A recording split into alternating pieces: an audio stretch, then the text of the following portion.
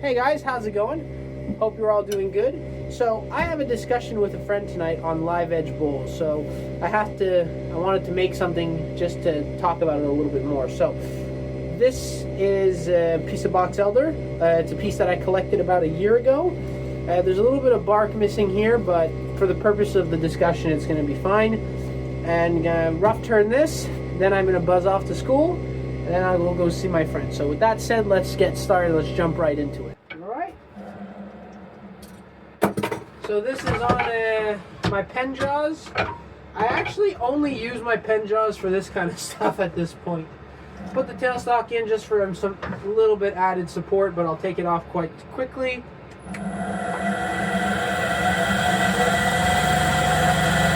1300.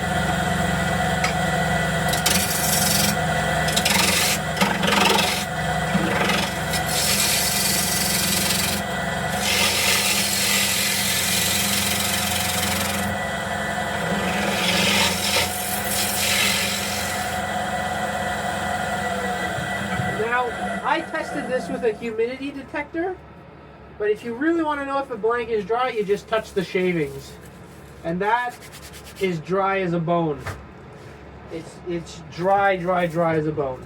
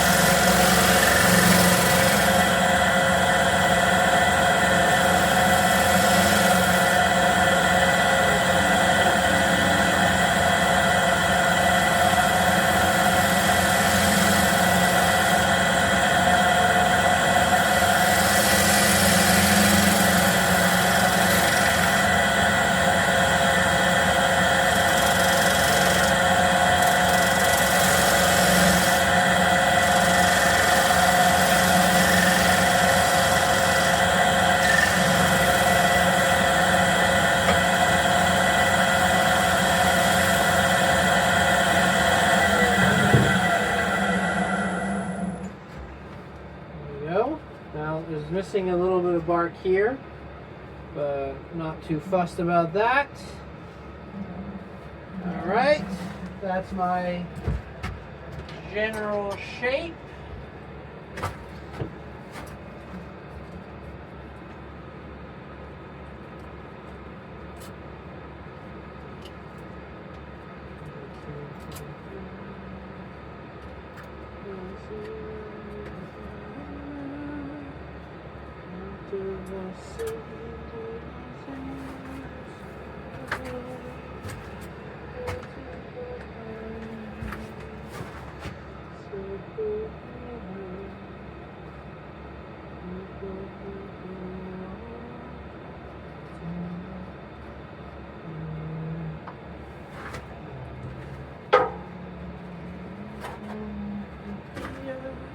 Just putting a little bit of CA glue to make sure the bark stays on.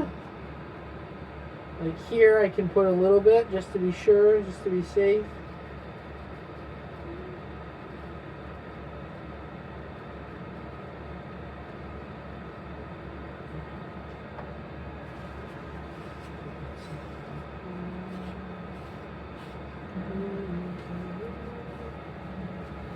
Alright, so I'm going to scrape that. Don't need the tailstock anymore.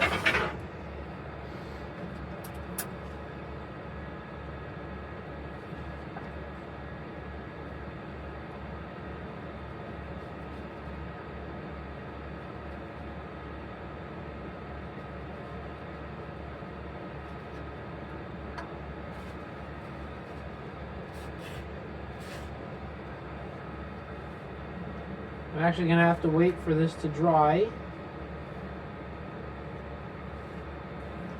But that's a nice little shape, nothing too complicated. Nothing too complicated.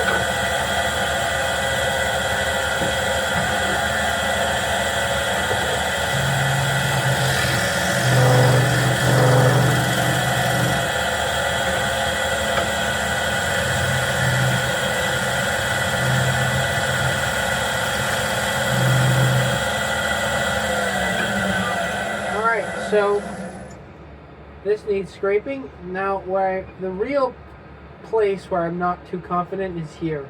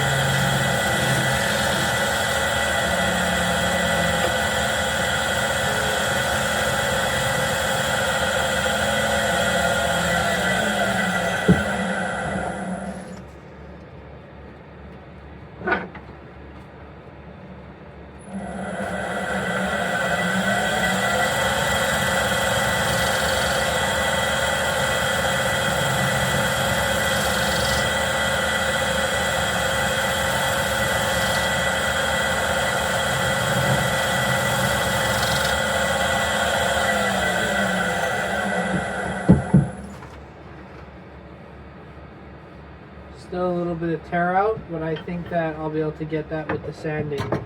So I'm going to sand. I'm going to skip over that because we all know that's boring.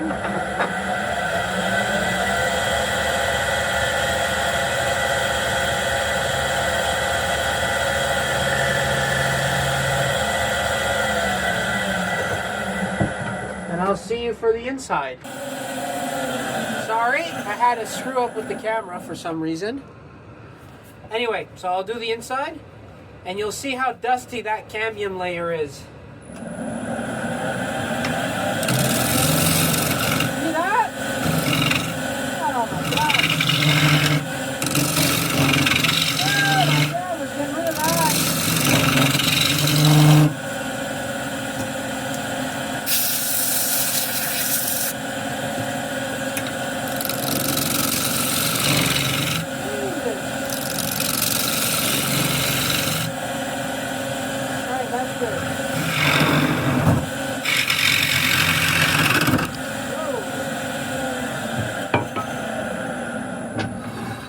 that moved because I didn't tighten it hard enough in the chuck. So that's my bad.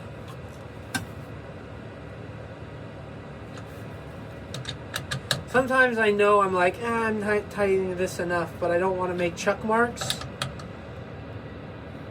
But, yeah.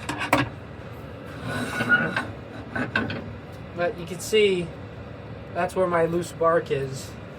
There wasn't any bark there anyways, but I don't find that to be that problematic because then you have a place to pick it up without having the bark peel off.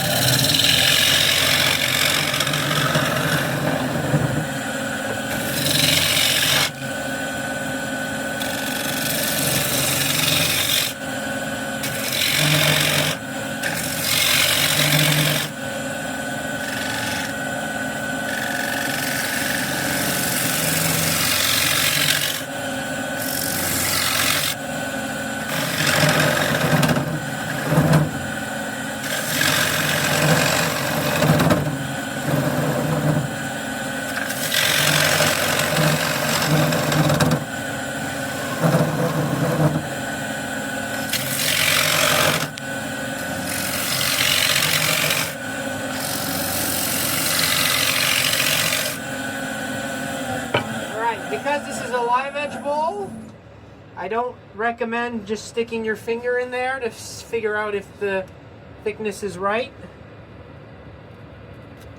And that came off. So I have this section of bark that's just come off, which sucks, but I have an idea for what I'm going to do there. I'm going to do a little design afterwards. Anyway, but yeah. I wouldn't recommend sticking your finger in there.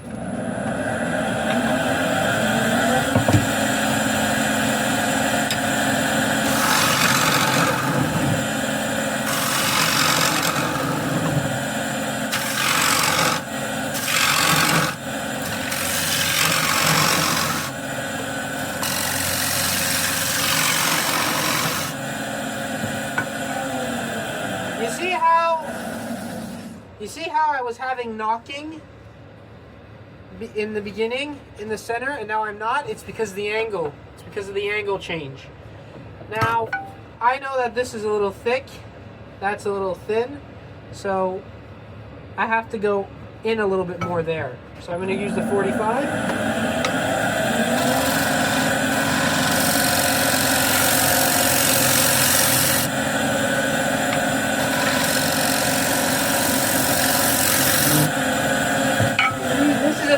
Normally I would have just stuck my hand in the bowl to feel it, but because this is a live edge, again, you really don't want to do that. And another thing, you really don't want, you want this rim to be in dead straight. You want it to be without ridges. I'll do a little comment on ridges when I'm finished, but you really want to make sure, because once that is it, that you can't go back because the bark is really fragile. You see this? I didn't make a mistake. You saw at the beginning of the video. I'm trying to justify, hey, it's not a mistake. I promise I'm not a horrible turner. This was like this in the start, but I don't want to peel this off. Like, that's a beautiful, nice flare. So I'm not going back up there with the scraper. So I have to make sure this is dead and perfect when I'm starting. Now, I think that's a decent thickness. So now I can start hollowing out the bowl. We'll do that with the 55.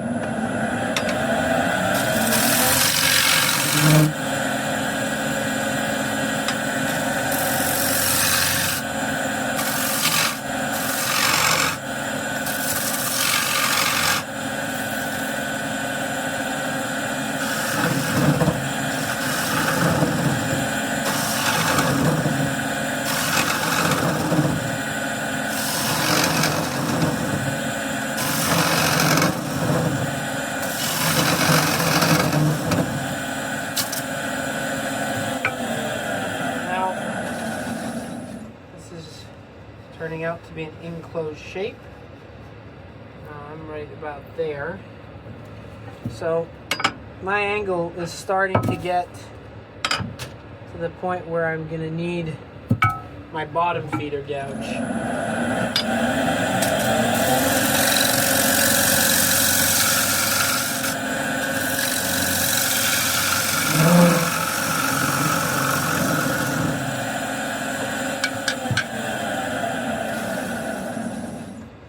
Now the rest I can do with a scraper.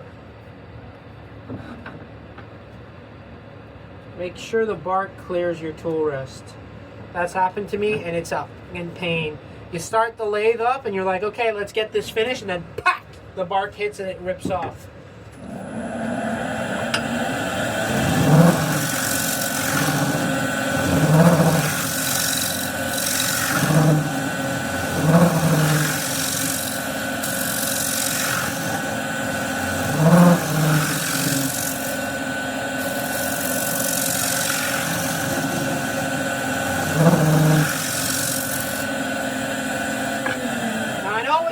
You're saying, Matthew, didn't you just say you're not going to go in there with a scraper? And I won't go up here with a scraper. But down here, this is just a standard bowl. Up to about here, that's about here, it's a standard bowl. It's just the ridge, the rim that you don't want to go back up to. Now that's quite thick, and I can remove quite a lot of material. I'll try and get it with the gouge instead of the scraper, just to get a nice cleaner cut. Scrapers are nice and all, but you always want to try and finish with a gouge.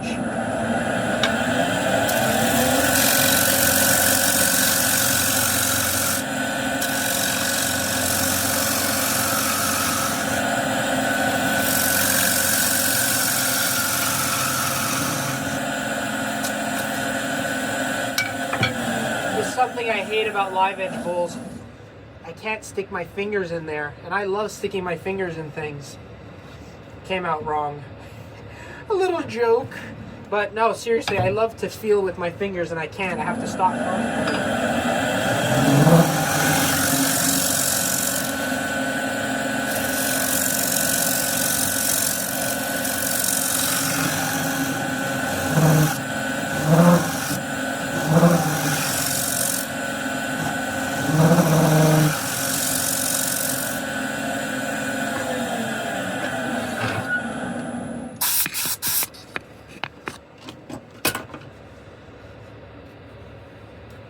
That's nice.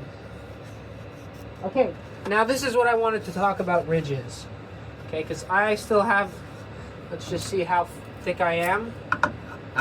I usually try and aim for between 8 and 5 millimeters.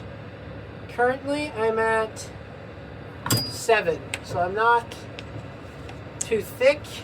I'm at the higher range of my thickness that I usually try to look for. Your bowls shouldn't have ridges in them. If I stick my finger in the center and I go up like that, you shouldn't have ridges. Okay, this isn't just a design choice. This is a skill thing. Wood turnings need to be smooth. That's the end goal. You want a nice smooth surface. So if you feel your bowl as you're turning and you're like, oh, like now, because I don't know if it picks up on the camera, but now there's a hump here. There's a little hump there. I can feel it. Hence, the bowl isn't finished. Because I see so many turners, you do that and you're like, oh yeah, it's hollowed out. No, it's not. There's ridges in it. It's not a finished product. I went to a sale. It was in a Salon des Métiers d'Art, I think. I'm not sure. Anyway, and I did that. There was a guy, he had bowls, really nice bowls. I did this, stuck my finger there, went up, ridges everywhere, turned the thing around, $350. I'm sorry, but for $350, I expect a perfect inside curve. If I can feel it, that means there's still work to be done. And to me, that's unacceptable. So, if you're just starting out, that's what you have to be doing. You have to make sure there's no ridges. Get used to it. So now I feel there's a hump at the bottom. So I'm not going to start sanding. I'm going to go put the rest back in, and I'm going to go keep taking material off because there's ridges. You cannot have ridges in your bowls, and I don't understand why people still produce bowls and try and sell them with ridges in it. It's not acceptable. It's just not.